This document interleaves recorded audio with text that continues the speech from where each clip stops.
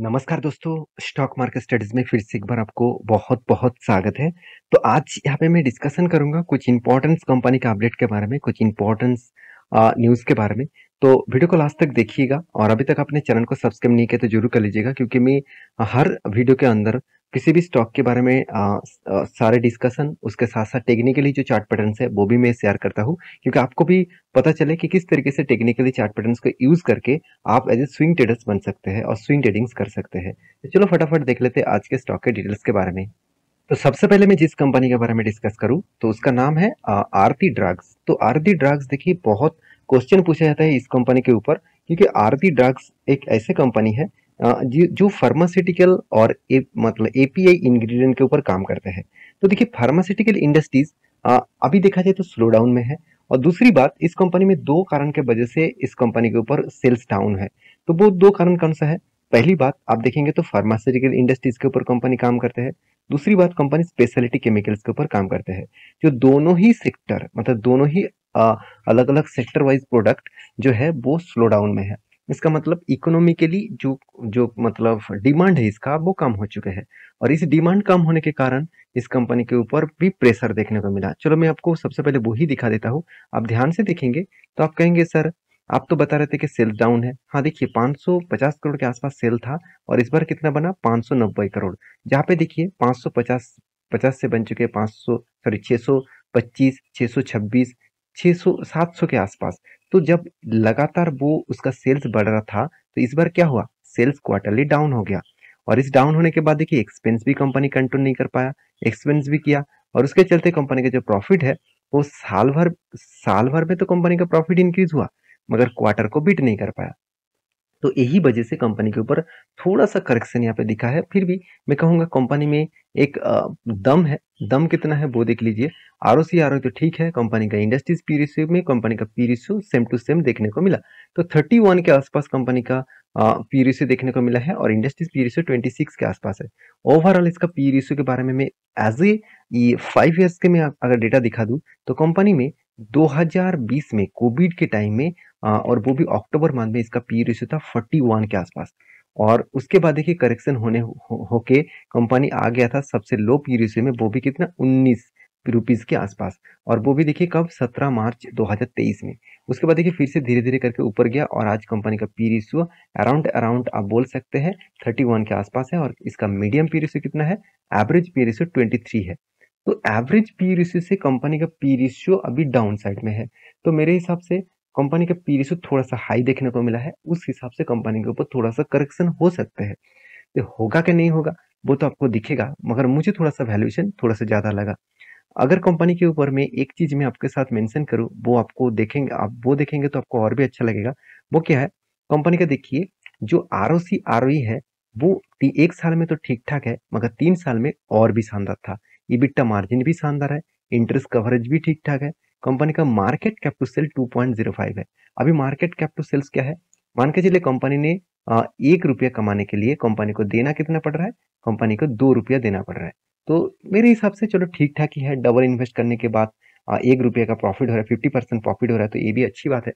तो कंपनी के balance sheet के बारे में बात करूँ, तो कंपनी हर साल में खुद का रिज़र्व को बढ़ाते चला गया और बोरिंग्स तो उतना ही है, पिछले बार भी जितना बोरिंग्स था, इस बार भी उतना ही बोरिंग्स देखने को मिला है।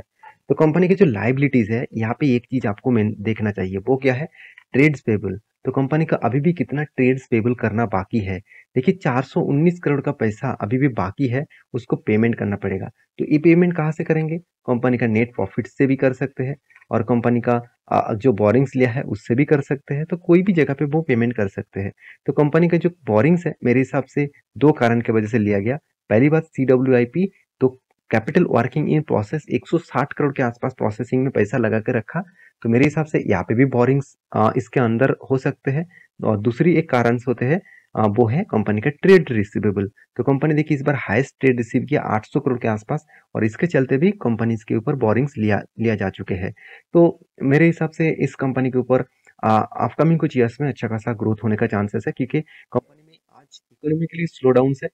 यूएस जैसे कंपनी कंट्रीज के ऊपर, यूके जैसे कंट्रीज के ऊपर, यूरोप जैसे कंट्रीज के ऊपर आज इकोनॉमिकली स्लो डाउन है। जब उसका स्लो डाउन खत्म होगा, जब सारे क्राइसिस खत्म होगा, तब इस तरीके से कंपनी के ऊपर एक अच्छा खासा ग्रोथ दिखेगा। तो आरती इंडस्ट्रीज के ऊपर फोकस रखना। और बाकी देखिए एज ए इन्वेस्टर क्या कर रहा है, तो एफआईएस ने तो होल्डिंग्स को कम किया, मगर डीएस ने अच्छा खासा होल्डिंग्स को इंक्रीज किया। पब्लिक के पास तो होल्डिंग्स है और प्रोमोटर के पास भी होल्डिंग्स देखने को मिला। तो यहाँ पे चार्ट पैटर्न्स के बारे में बात करूँ तो मैंने आपको चार्ट पैटर्न्स कुछ इस तरीके से मेंशन किया था। सॉरी, ये चार्ट पैटर्न है। तो चार्ट पैटर्न कुछ इस तरीके से मेंशन किया था। मैंने आपको ये भी बोला था कि मैं इस रेंज के ऊपर एंट्री लूंगा, इस रेंज के ऊपर मैं एंट्री लूंगा। और मैं एंट्री ऑब्वियसली लेने वाला था, मगर नेक्स्ट डे में जब ब्रेकआउट हुआ, मैं आज ये सोच रहा था कि यहाँ पे थोड़ा सा ब्रेकआउट कैंडल दिखेगा तो मैं एंट्री लूंगा। मगर नेक्स्ट डे में एक गैप अप में ओपन हुआ और एक अच्छा खासा बुलिश कैंडल में ऑलमोस्ट मेरे टारगेट के आसपास ही मतलब प्रॉफिट जाकर बुक हो गया। तो मैंने एंट्री नहीं लिया, क्योंकि मैं आपको ये भी बोला कि जब मेरा एंट्री मेरे जो लेवल्स है उस लेवल से अगर ऊपर चला जाता है तो मैं एंट्री नहीं लेता। अगर मुझे वहाँ पे एंट्री ना भी मिले, प्रॉफिट ना भी मिले, मुझे कुछ फर्क नहीं पड़ता, क्योंकि इस तरीके से ट्रेड बहुत सारे मिल जाते हैं। ऐसे नहीं कि एक ट्रेड चला गया तो मैं बैठे रहूंगा, ऐसे बिल्कुल नहीं। मैं दूसरे ट्रेड को फाइंड आउट करने के लिए लग जाता हूँ। तो देखिए यहाँ पे मैंने आपको ये भी मेंशन किया, बहुत सारे लोग ये भी बताया सर इस रेंज को टच किया तो इसका मतलब इसको भी ब्रेकआउट करेगा। तो मैं आपको ये मेंशन किया था, जब हायर साइड में कोई स्ट्रॉन्ग रेजिस्टेंस कम सप्लाई जोन में कोई टच करते हैं और उसके साथ साथ कुछ इस तरीके से कैंडल, इसको बोला जाता है शूटिंग स्टार। तो शूटिंग स्टार जैसे कैंडल क्रिएट होता है, तो उस कैंडल को बहुत अच्छी तरीके से ध्यान देना। उस कैंडल को जब ब्रेक डाउन करेगा तो एक बड़ा फॉल दिखेगा, और मेरे हिसाब से इस रेजिस्ट सपोर्ट तक वो जरूर आएगा। तो फिलहाल के लिए मैं चुपचाप बैठा हुआ हूँ, मैं इंतजार कर रहा हूँ, कभी भी कोई मौका मिले तो मैं आपके साथ जरूर शेयर करूंगा।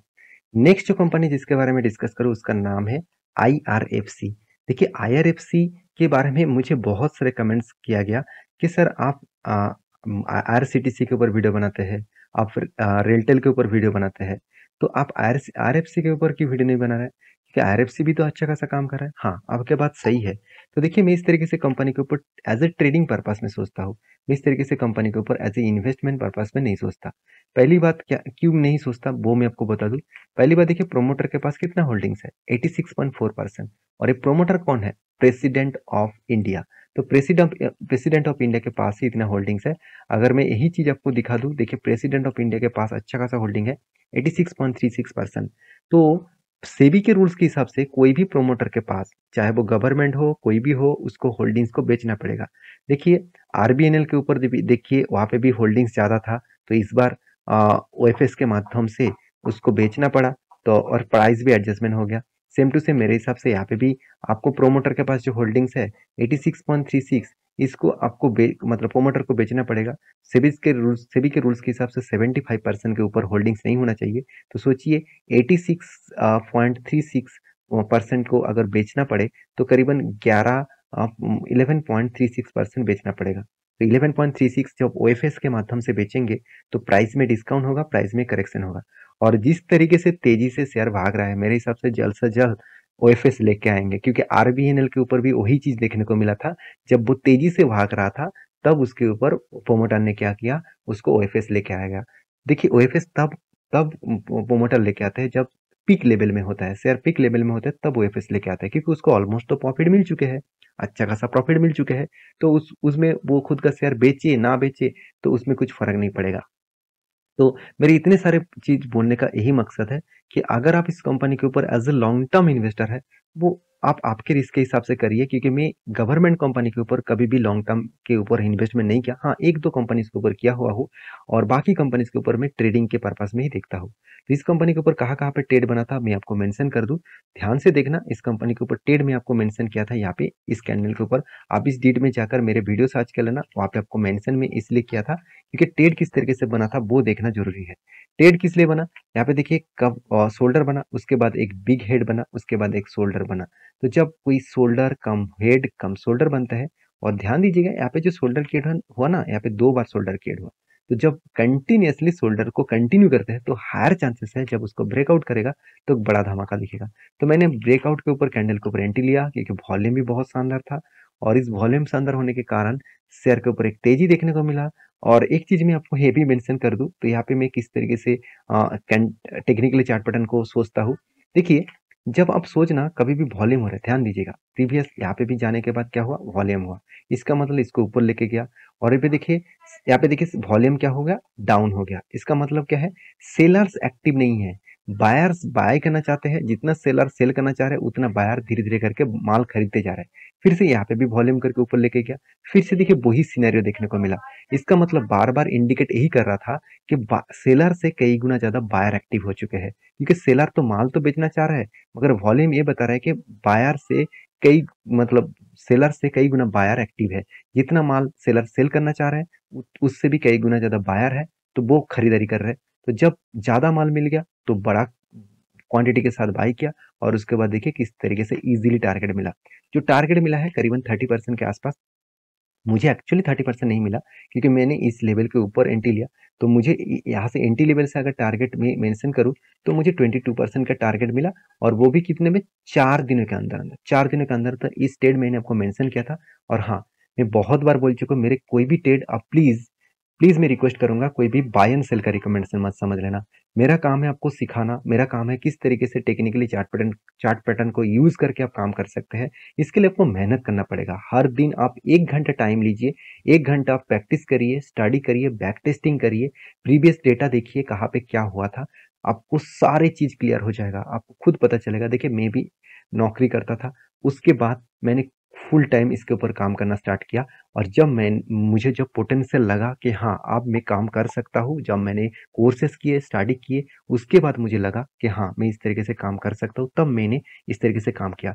आप ब्लाइंडली सब कुछ छोड़ छाड़ के यहाँ पे आ जाना एक गलत होगा। अगर आपका नॉलेज है, एक्सपीरियंस है, आप खुद काम करने का कैपेबिलिटी रखते हैं, तो आप काम करिए।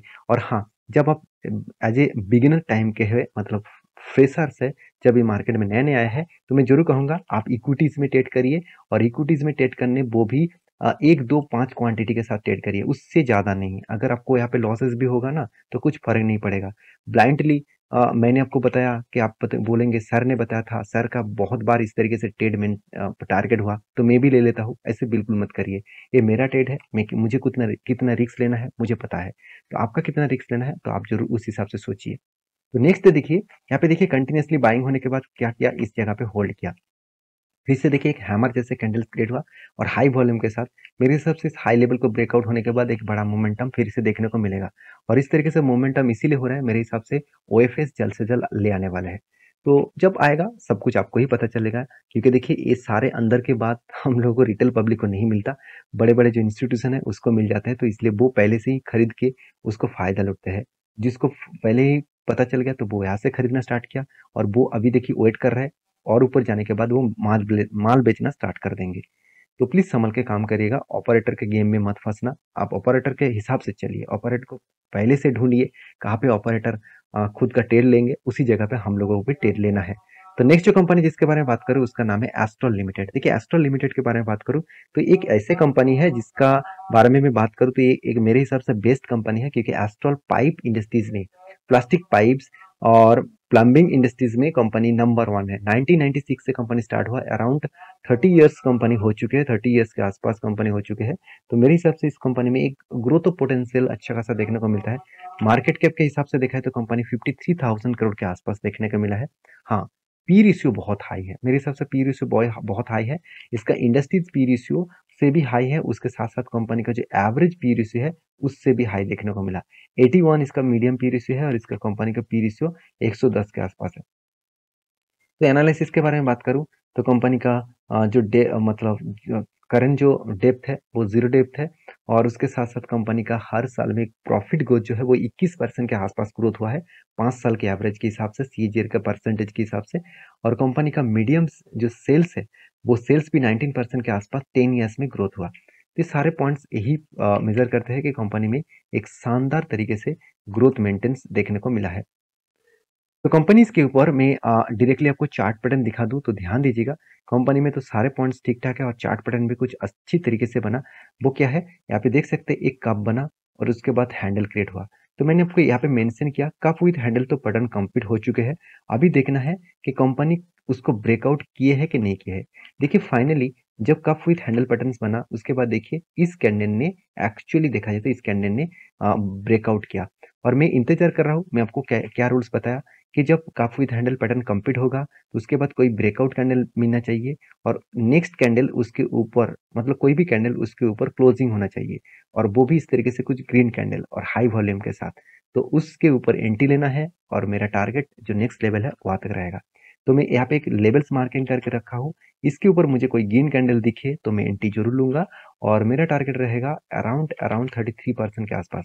बड़ा सा एक टारगेट मिल सकता है क्योंकि बड़ा सा एक यहाँ पे कप विथ हैंडल पैटर्न बना है, और ये अगर टारगेट एक साल में भी मिले तो भी मेरे लिए बहुत है, क्योंकि एक साल में 33% का गेन कोई कम है क्या? बिल्कुल नहीं। मेरे हिसाब से तो बेस्ट है। आपके हिसाब से क्या है मुझे जरूर कमेंट करना।